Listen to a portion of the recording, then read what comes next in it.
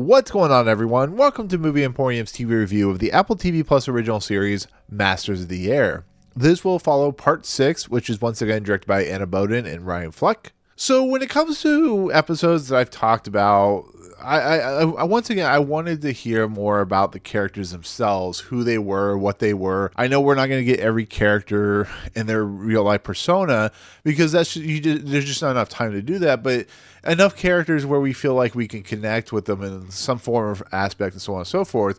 Yes, this is a different era. Yes, this is the 40s and stuff like that. But, the fact that we've only followed like 3 or 4 characters and the rest are kind of a background fodder in a lot of respects, it doesn't feel like you're giving a lot of time and effort to the characters themselves. I'm sure there's books. I'm sure there's Wikipedia articles. There's stuff that you can read upon. But the people keep mentioning about how this is a different form from a different book, and that, of course, somebody did comment, which I do appreciate, about how, the lifespan of an air pilot and stuff like that, World War II air pilot, was like 6 weeks.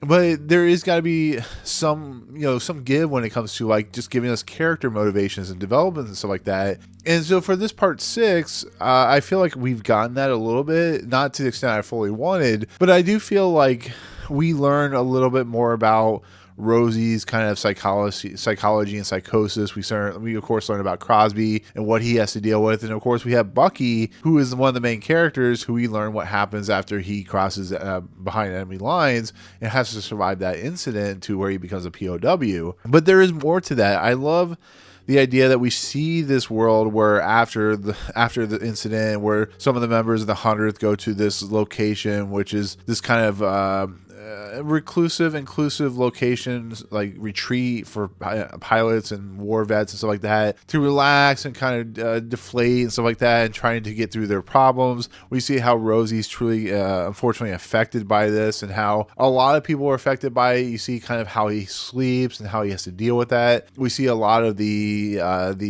people that have been injured or people that have had a lot of issues. We see one guy crying on a bench. We see all kinds of things happening, and we see how it affects people differently, like people on like battling back and forth on rowboats and stuff like that. And I did appreciate that, because that's, even though we didn't get a ton of characters, we got enough to deal with the psychosis and psychology of those characters and how it affects them mentally and stuff like that. I'm not saying that's like all I want. I'm just saying give us a little bit of some of that, and that really helps me kind of understand who some of these characters are. You see that with Crosby, where he narrates the beginning of this episode, and I love the fact that he's so distraught by what happened to Bubbles and the fact that he died, that he is going to like a retreat as well. I don't think Rosie and Bubbles go to the same, or I'm sorry, Rosie and Crosby go to the same place. But I like the fact that just how that plays out, how, Crosby gets this letter from his wife who, wishes him to tell Bubbles that she still cares about him and wants to make sure he's all right.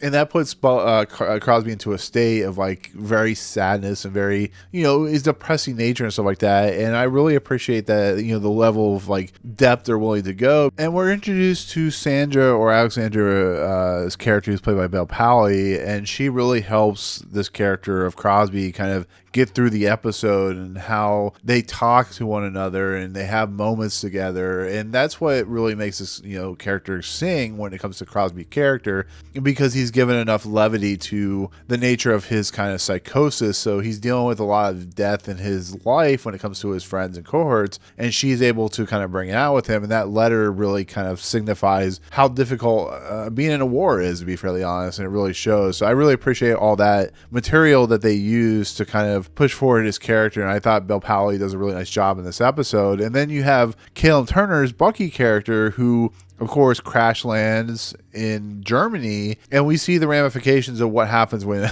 an individual on the enemy lines or behind the enemy lines has to find a way to get through this country without being captured. And of course he's captured pretty easily. He of course is interrogated. He gives up his name, all this good stuff, not really good stuff, but you know what I mean, good stuff when it comes to storytelling. But he also sees kind of the ramifications of the bombing of the civilization world that is Munster, and how that affects. He comes across people that were part of his bombardier group and part of like a different bombardier group and stuff like that. We also see kind of like how we see more and more of like the concentration camps. So he sees all the Jewish people and all the, you know, people that are being taken to like Auschwitz and stuff like that. He sees them on the trains. He of course is taken to his own internment camp, which of course is Stalag 3, which of course is something that was the inspiration for something like The Great Escape and so on and so forth. And we get a lot of just kind of his reactions and kind of how devastating this war is and what it is doing to people. So he sees like the devastation to, of course, Munster, and he realizes what the cost of war can do. And he's also having to deal with the fact that he's now a POW and he's taken to this encampment where he finds Buck, which of course, if you've read anything about Buck, you know, he didn't die in real life until like 2006. But, you know, it's interesting to watch how just the uncomfortability and the sadness that a war can do and how it affects both sides. And, you know, the German population, like the civilization population of Germany is just like, you know, England and so on and so forth. And, you know, watching like people, you know, fight one another, and then the German soldiers kill a bunch of the American soldiers because they're trying to rise up. We of course see, you know, Bucky trying to figure out a way to revolt and escape and stuff like that. You know, it is that kind of thing where you see all this go down, and it's going to be a big kind of like kind of point for the next episode, as we see in the next of. We also see Rosie go back to the plane, and they're loading up. We see, of course, Rafe Law's character loading up some bombs, and Rosie's going back to fight. And it's really interesting because it's also going to be something that's going to play out in the next episode. So I wouldn't call this like the best episode in the world, but I do appreciate what it did and what it was trying to do, and how it gave us some actual character development to these characters, which has been lacking and missing. And I'm not the only one that thinks this. There's a lot of things that need to pay out in the next 3 episodes that hasn't paid out yet. And, you know, unfortunately, because this is only 9 episodes, which is a weird thing to say, there's a lot of stuff missing. And, you know, it leans back to Barry Keoghan's character, where it would have been nice to have something about his character before he crash lands. It was like so sudden and so weird that it was like almost felt like out of place, even though this is what war does. And we also see, like I said, the ramifications of 32 out of 35 planes, and the, you know, the fact that they lost so many people. We see all where they keep all their stuff, and the, you know, the contraptions, the bins and stuff like that.